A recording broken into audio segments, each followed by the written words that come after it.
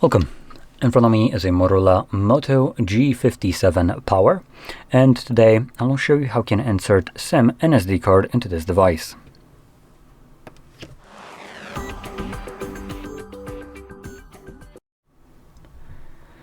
Now, before we get started, you will want to grab a SIM ejector, which will look something similar to this, though usually doesn't look as fancy, so you'd be probably looking for a crappy looking one like this one. It's a piece of metal. So if you can't find it, you could use something like a paperclip, straighten one of the ends, and if it has that plastic wrap, you can cut that off, and it should work just as well as the actual tool designed for this.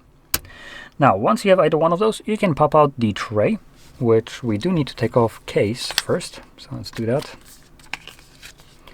And the tray is located on the top left side of the device, right over here.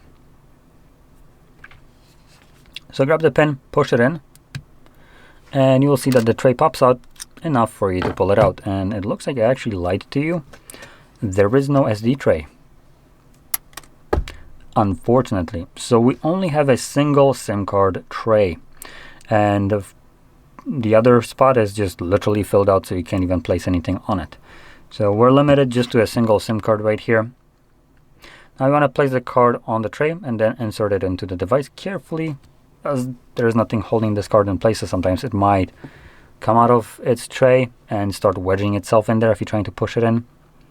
But once you insert the card, as you can see, it automatically starts working, so I do need to confirm my SIM card pin, and this will unlock it. And that's it. So there we go. Now, if you found this very helpful, don't forget to hit like, subscribe, and thanks for watching.